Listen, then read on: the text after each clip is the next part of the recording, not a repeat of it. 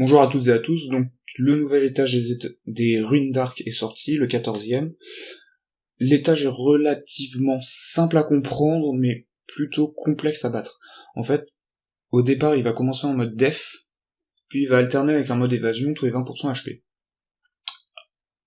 Sur ses derniers 20% HP, il va avoir à la fois le mode def et le mode évasion, sachant qu'il aura encore plus d'évasion, c'est-à-dire que son évasion sera encore augmentée. En général, il va avoir seulement 100% quand il y aura que le mode évasion, mais quand il aura en plus le mode def, il aura 200% d'évasion. C'est pour ça qu'en plus de Chion, on retrouve un Darkfen pour l'accuracy, et aussi le Pronimos, ce qui fait seulement 160%, mais comme Chion sera stack à l'aide de nuit, et par elle-même, elle fera suffisamment mal pour que ça suffise. On a une team qui est assez axée sur le DPS, c'est-à-dire qu'on va avoir Chloé pour debuff, et qui va aussi servir à heal. On va avoir Chion pour taper et avoir l'accuracy. En plus de ça, c'est un DPS qui stack et qui fait très mal. On va avoir Nuit qui va, elle, permettre de stacker tout le monde, de donner de l'ignore def pour les phases de def, et Darkfen évidemment pour l'Argen. Mais bon, en ruine Dark, il n'y a pas trop de choix à ce niveau-ci.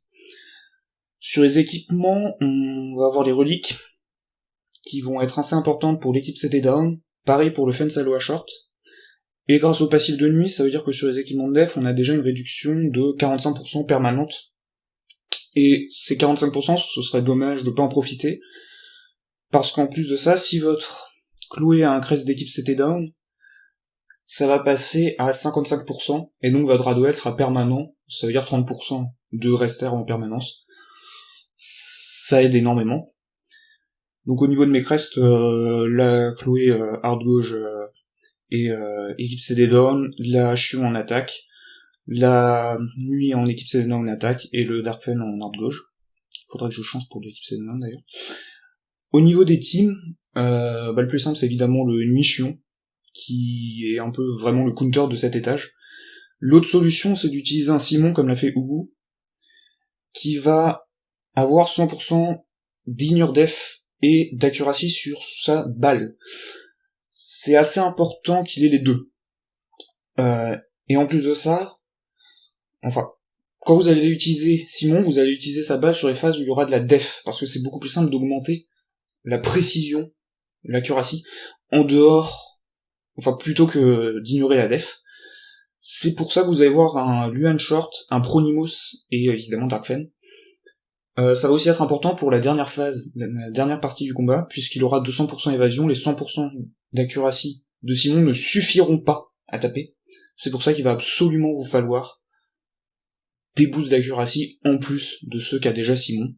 Donc pour le reste de la team, c'est relativement classique pour survivre et pour donner de l'arts.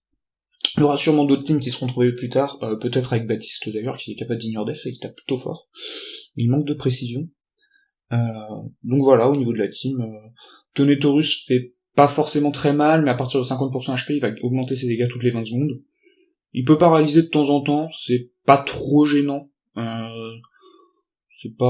arrive assez peu souvent dehors de ses arcs, mais ça peut arriver. Donc faites attention à ça. Et sinon c'est tout sur cet étage. Plutôt simple à comprendre, compliqué d'avoir les unités pour le faire, c'est surtout ça. Restrictif, mais en dehors de ça, il est pas très compliqué. Donc sur ce, je vous souhaite bonne chance si vous comptez l'essayer, si vous comptez le faire, et je vous souhaite une bonne vidéo.